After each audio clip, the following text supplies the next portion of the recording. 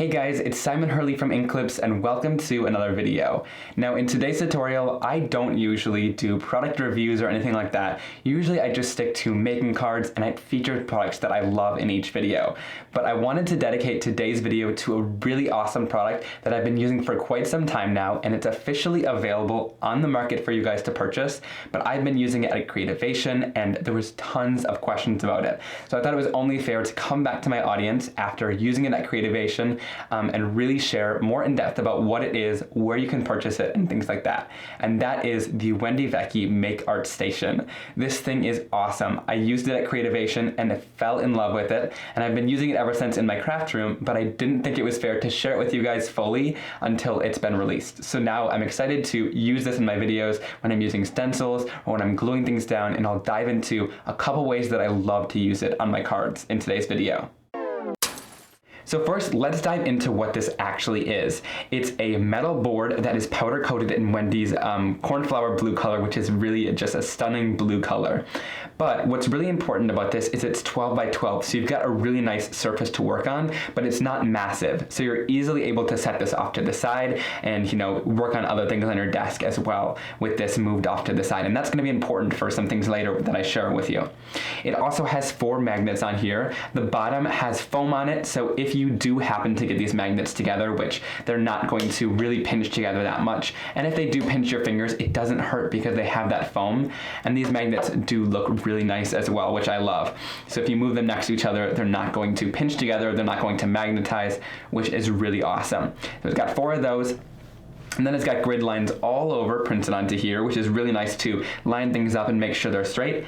It has a magnetic ruler down here, which is also helpful for measuring things and making sure they're straight, and that starts right in the center and goes outward. It's also got 2 holes here, and that's going to make sure that if you want to put holes in your wall with nails, or if you want to use command strips or hooks, or if you have a pegboard system, it's really easy to store off to the side on a wall if you don't have a ton of space on your desk, and then pull it out when you need to use it. Now, one thing I did like that Wendy mentioned about this is it's not a catch-all surface, so this is not going to be a great surface for like ink smooshing and laying ink down on here and spraying it. You probably could do that, but if you want to keep your surface nice and clean, you're going to want to use a craft mat to put your inks down on. Now, I actually just use my desk in videos, so there's not a super big glare, but whatever surface that's non-porous that you use to put your inks down, I would still use that for inks and use this for some other things like lining things up, holding stencils down, and gluing things in place, which I'll share right now. Okay, so I have this flower maker stencil in my line, and it creates really beautiful and intricate flowers using a couple different layers of the stencil.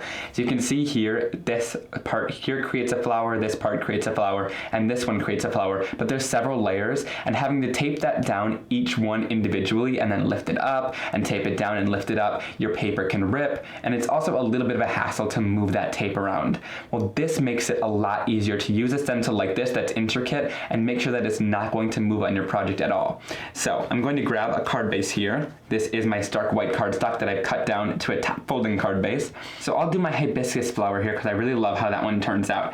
I'm going to lay down the first layer where I want it to end up, so I'll put it right there. And then I'm going to grab the magnets that are on my board, and I can just start magneting things down. You can add magnets to hold the cardstock down, and you can also add magnets to hold that stencil in place while you're creating. So there's 4 magnets. It's going to hold it down really nice and strong, and that's not going to move on your project now. And then I'm going to go in with a little bit of rosy cheeks and apply some color with my mini ink blending tool here. And I always start in the center of these flowers and move outward. If you haven't seen this flower maker stencil, it's a really great stencil for creating some awesome flowers. And what I love about it is if I can go into this traffic cone too, you're able to add several colors into it. So if I want to add a little bit of shading with that orange and give kind of a more two-toned dimensional effect like flowers in real life have, you're able to do that, which I love about using stencils. They're super versatile and detailed. And so if you were holding this down and you had to grab different inks, that would be a little bit difficult. So having this mat to hold everything down in place while you're ink blending, and then when you're ready to pull things up, super easy, and your paper is not going to rip. Then once I'm done with that, all I have to do is move my stencil over. With the flowers, they're all kind of in a line like this, so I'll find the next little layer. I'll know that it's in place when it's going to cover up other sections of that flower that we've just done. Make sure that's nice and lined up, and then I'll place my magnets down again, and I can start my ink blending right up again. So that's super nice about it, because it's really easy to have that flow when you're creating and just get into the groove of things and have those magnets to hold it down instead of tape or anything you have to really slowly lift up. And if you pull it up too fast, it definitely rips on you. So having those magnets for ease of use and knowing that nothing's going to rip on your project halfway through is really awesome. So that second layer of the flower is done. And then I'm just going to go in here with these little pieces. I'll hold them down. Now, I'm not even sure. Have I been holding down my stencil for this video? I probably should not hold down the stencil. It's just habit to do that now. But with this mat, you definitely don't need to hold it down when you're blending. So I'm going to go into slippery and wet. See, I'll not hold it down this time. And I'm going to go in here and just ink blend that. It's just habit for me to have my hand right here, but you totally don't need to do that with this mat. Then I'm going to grab this middle portion, and I'm going to pick up my magnet, make sure that it lines up right in the center there, and then I'm going to go into slippery when wet. And again, it's my habit to hold that down, and you guys will probably have a little bit of a learning curve too if you get this mat, about not having to hold things down, which is so nice, but it takes a little while. So then I have that center portion ink blended there, and then all I have to do is add my leaves. So I always talk about how I don't love to mask because it takes super long time. So what I'm going to go in here and do is just take my leaves.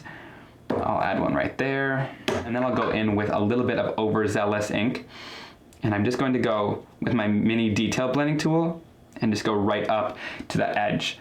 And so that's just going to make sure you can kind of a soft blend. It adds a little bit of a halo there, but you don't have to add any masking to your project, which I am in love with because I do not like to mask anything off. That edge again with that detail blending tool, I love that with these little ones. You're able to get into some of those smaller portions of the stencil like this, and then you won't hit any edges like that. So it's really awesome to have the variety of the mini blending tool, but also that little tiny detail one really gets into all of the tight places that you need to reach. So I'm going to just add another leaf here just to kind of space things out and portion it. So I'm going to grab my Overzealous ink again and just blend that right up to the edge of that flower. So it just kind of evens it out on both sides so that it has some leaves throughout there. So that's my really awesome hibiscus, and it's so easy to create with this mat. It's definitely ease of use, and it takes, again, a little bit of learning to get used to the luxury of having something to hold it down rather than having to hold it down with your hand or tape or anything like that, but it is awesome to use. Now, I also wanted to share that it's super easy to use big background stencils too and cover a whole card with this. So I'm going to grab out my Backsplash stencil, and I'm just going to lay this over the project. This is a 6x6 stencil, and I'm just going to lay my magnets down to hold down your cardstock and the stencil together. And then I'm just going to open this up, grab my Clear Skies ink, going to add some ink to the blending brush, and this is the Distress blending brush, and this is just going to give me a soft background. Sometimes when I'm using these flowers, I just want a background and to use, oh, there's me again holding it down, to use a one layer card. And so adding a background like this is super easy with these Distress blending brushes, because you can just kind of go close to that edge and get a super soft blended background into the nothing of the card base. So you can see nothing's moving around on me. It's super easy to create with these magnets down on this board here, kind of leaving a little bit of a halo right around the flower there and around the edges as well, because I don't need to fully fill that in, but you can see nothing moved around as I was creating, which is super awesome. I'll lift up these magnets, and there you can see that really awesome background that we created. So look at how awesome that looks with the flower. It creates a really beautiful one layer card there. Nothing moved around when we were creating with our stencils. And then you're able to just add a sentiment and you have a really simple card. And this sped up the process quite a bit without having to pull out any tape, accidentally rip our cardstock or anything like that. Super easy to lift off the magnets, move them around, and really create a project that you love in no time. Now I want to mention too, I'm not going to use any harsh cleaners on my mat. That's what I love about my inks. You can see I got a little bit of ink on the edge there. And since this is just metal, all I'm going to do with it is just spray it with a little bit of water. And then I'm going to just clean it off with just a simple rag. I'm just going to come in here and wipe off my inks. And my inks clean like a dream off of non-porous surfaces like this. So it'll be really easy to clean off my water-based inks, and look, there's no ink left on there. You're able to create on a clean surface then after you're done using inks or blending like that. So I would recommend using a water-based waste ink like that. Now, one of my next favorite uses about this is, let's say you've created a background for your card like this, and you want to add something onto it. Let's say you want to use some liquid glue to do that. So I have an image from my Dudes 2 stamp set that I've stamped and cut out, and all I'm going to do is add a little bit of liquid adhesive. And I just like to add some to the center of an image like this, and then the rest of it can kind of stick out, and you can kind of pull on it. But I want to make sure this is going to dry nicely to my cardstock. So what I'm going to do is sit here and press it down, but instead of waiting for that drying time and things like that, because sometimes you have to press down to make sure that it's not going to release from your surface or not move around, all you need to do is grab one of these magnets.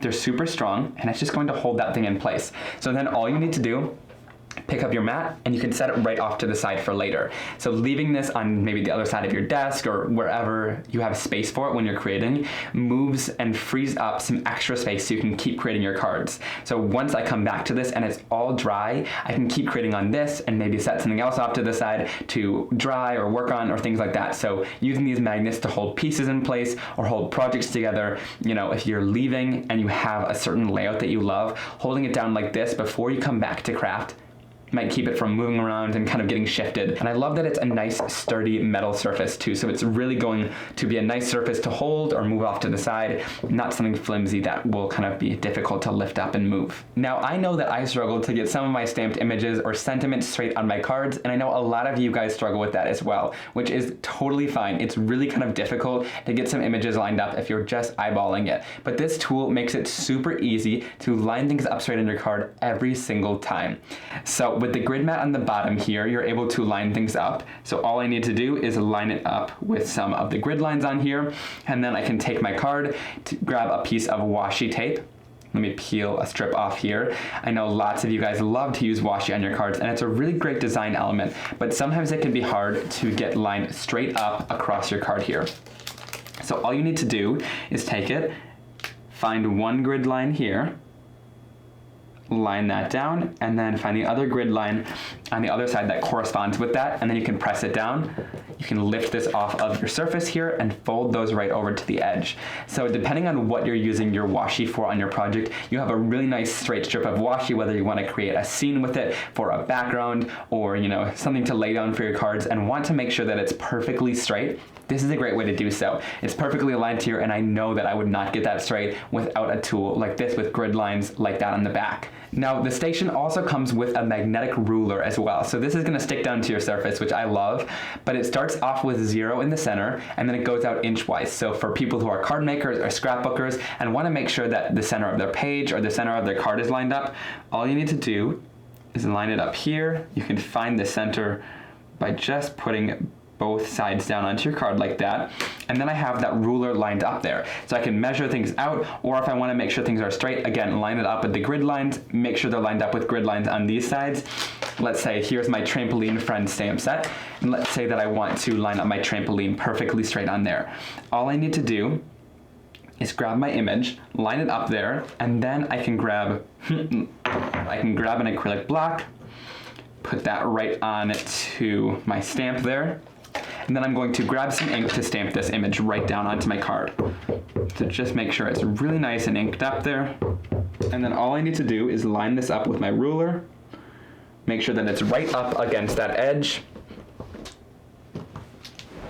and then I can stamp it down really easily right onto my card. So that's going to be a great start to your scene too. If you want to make sure things at the start of your scene are lined up so that you don't finish your card and realize that things are a little bit crooked in the end, look at how perfectly aligned that is on my card. So it really is great for making sure everything is straight. I know sentiments can be a little bit tricky to line up. Super easy to use that same method with the ruler to line up any sentiments or any images that you want on your card if you have trouble just eyeballing it.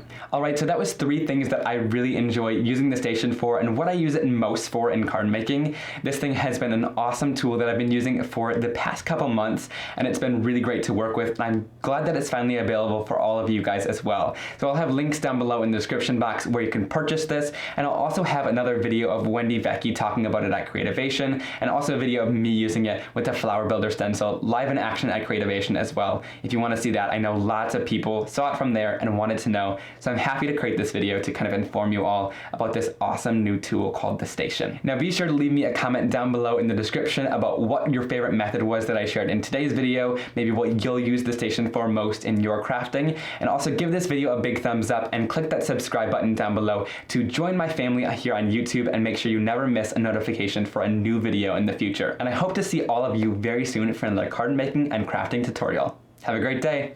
Bye.